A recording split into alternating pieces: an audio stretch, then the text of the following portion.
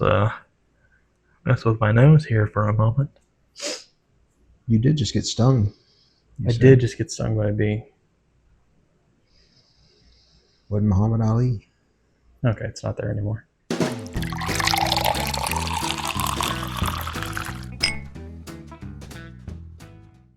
Hello everyone and welcome back to Bourbon Theory. I'm Josh. I'm Bill. And today we're going to do another double oaked experiment. Another side by side. This time we've got two double oaked ryes. We're doing experiments now? I think everything we do is technically an experiment if you think about it. Well, I don't like to think about it. All right, let's stop thinking about it and let's drink. Here we go. So starting up, we have Sagamore double oaked, which we did a review on, which I think is one of our lost videos.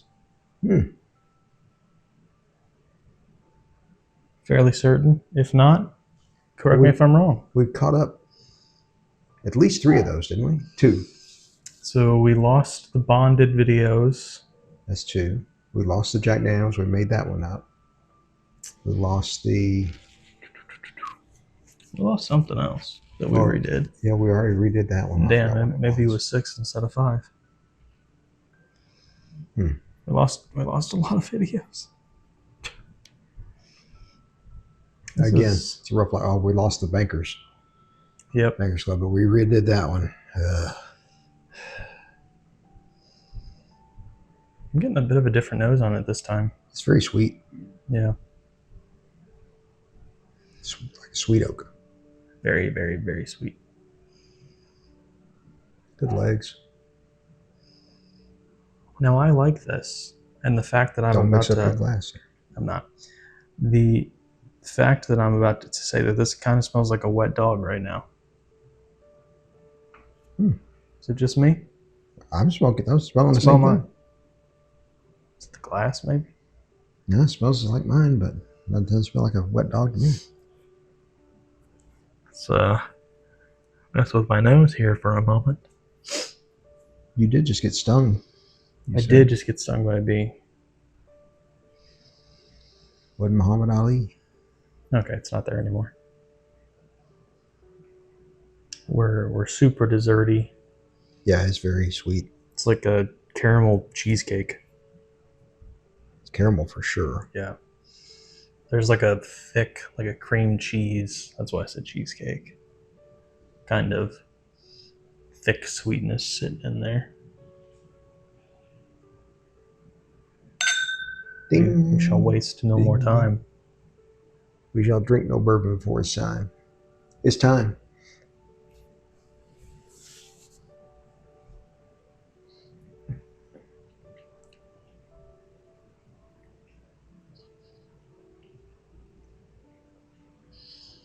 Rice spice is there.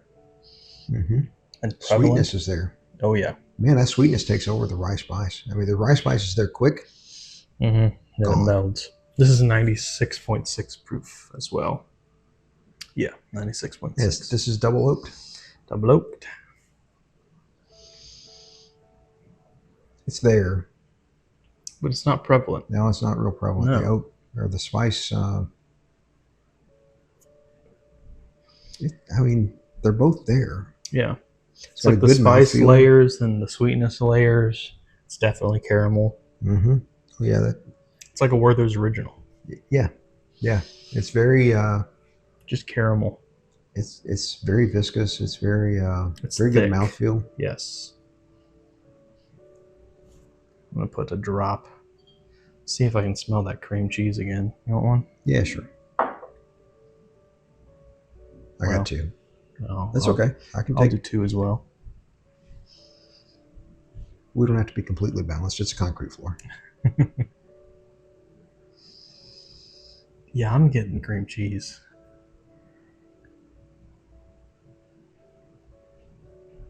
I guess, yeah. It's definitely creamy. Yeah. And I say cream cheese because it's like the cheesecake. I'm imagining someone just took a thing of caramel and just dumped it all over. Ricotta, yeah. Yeah. Yeah, that might be ricotta. It's a little cheesy, creamy. It's thick. And this is something that I haven't noticed before. all these glasses are obviously, they're all Glens. They're all relatively the same weight. This feels heavier in my hand. And that's probably some pseudoscience stuff going on You're there. getting tired. I might be. I did almost re-dislocate my kneecap. That was scary. Moving that freezer.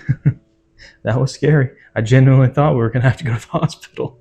I was like, well, here we go. Nah, man up. Walk it off. Rub some dirt in it. So when I was 16, for you people who don't like to hear gruesome things, and it's not that gruesome, but maybe skip forward a minute and a half, 2 minutes here.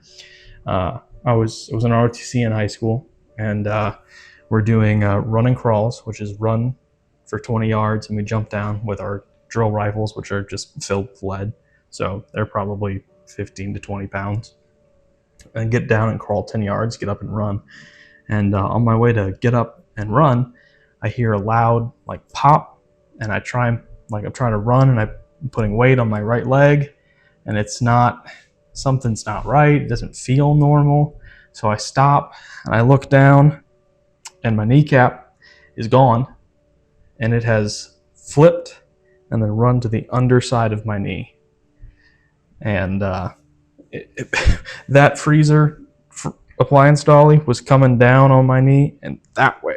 And I was like, we're ripping it the other direction here. I was not a little scared there for a minute. The other side of that story is he wouldn't let him call an ambulance for him. Wouldn't let them take him to the hospital. He wouldn't let his commander or chief take him to the hospital. I don't think they could leave. So they called Dad. Well, they called Mom, and Mom called Dad. Mom said, I can't look at that. So I roll up to the hospital. They bring him around on a gator. Which they almost flipped on the way to get me. So we had two campuses in my high school. One used to be the middle school, which is right across the street, and that's where our football field was. And we were down on the football field doing this exercise. So they get me in the gator and drive me across a road and then around this big loop of our old auditorium where it used to be. And the sidewalk was high because the dirt had eroded away around it. And the guy who was driving me up just pops the tire off on the front hand side. And I nearly fall with my kneecap on the underside of my leg. I'm just holding on to the oak bar, trying not to lose my shit. And I'm like, these people are going to kill me before this entry does. Anyway, get him in the car. I can already tell he's hurting. He's hurting bad, but he ain't showing it. It was bad. He ain't showing it to Bad. them. And get him in the car. I take off. And I don't know, we're 15 minutes from the hospital. And I said, hurting pretty bad, huh? He goes, yeah. I said, I got it. I said, it's okay. You can let it go. That's just me and you. I got him to the hospital, pulled up the front, jumped out, said, hey, come get him. They took him in. I went to go park. By the time, minutes. I mean, well under 10. By the time I get into the little triage room that he's in, he's popped up, he's smiling, everything's happy, everything's good. They've already popped his kneecap back in place. The ER doc came into the room, didn't even have to ask me anything. I'm sure somebody told him knee injury. He looked down at my knees. He saw a kneecap was missing. He looked a little further, saw I was there. He's like, kneecap is dislocated, huh? And I was like, yep, it did. And he said, there's three things people go through that I've been told are the most painful. It's kidney stones, childbirth, and knee and shoulder dislocations. And apparently that's the third most painful thing according to that doctor. And as he is telling me the story, he just pops it back in. All the pain was gone. He got you distracted, and all the pain was gone. I walked in. I'm like, you seem better. He goes, oh yeah, I'm great. Let's go home. Yeah. But it wasn't that simple, unfortunately. Then turned into surgery and yes, and 8 long months of not being able to walk without some kind of assistance, wheelchair, crutches, cane, etc. His shoulder. My back. Didn't want to move from upstairs in the house. Had a full basement he could have lived in. Well, that's what I say for the first week. I know, but what about the other 8 months? Well, But anyway, back to the Peerless here. all right. What's final thoughts on the Sagamore? I don't know. I'm not ready. Not necessarily final. It's very desserty. Did you ever pick up any cream cheese, any cheesiness? Yeah. Okay. Yeah, that's where we got to the ricotta, I think, for that one. So this is a higher proof. I think this is like 109 point something. 109.5. Okay. 126 is what I paid for it, I think. Yeah. So.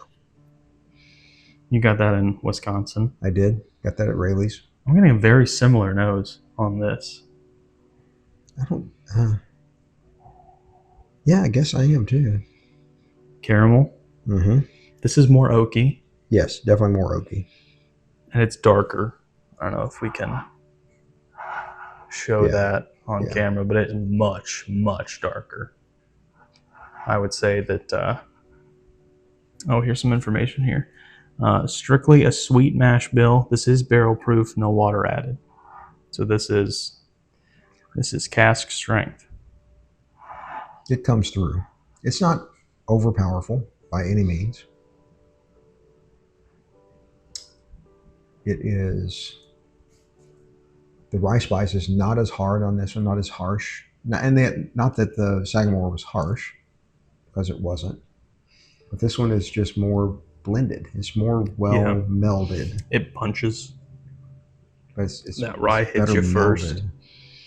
It's oakier, but it's not like a heavy oak. It sits in your mid palate for a minute, fades to your finish, and then doesn't stick terribly long as far as that bitter oaky taste. There's a bit of sweetness, nothing like this. No. Yeah, this is a dessert pour and this is a regular pour, just like the 1910 and the Woodford that we did earlier. Yeah. So yeah, just that same. So maybe we should take the 1910 versus this one, and the Woodford versus this one. Yeah, rye versus bourbon. I'm gonna get myself a drop.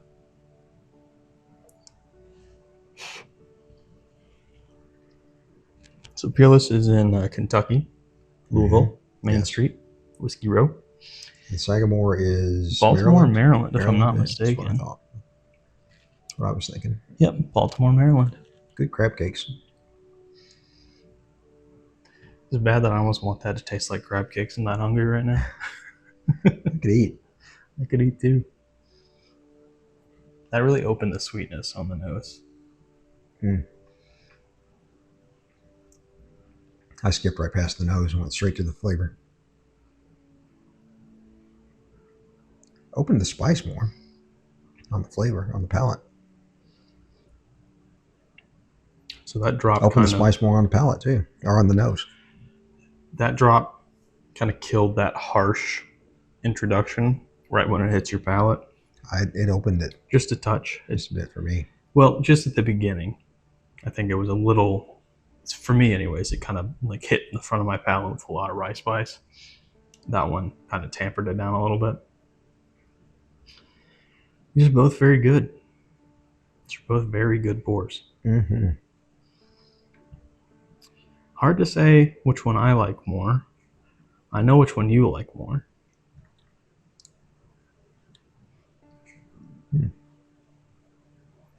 Maybe not. Maybe not.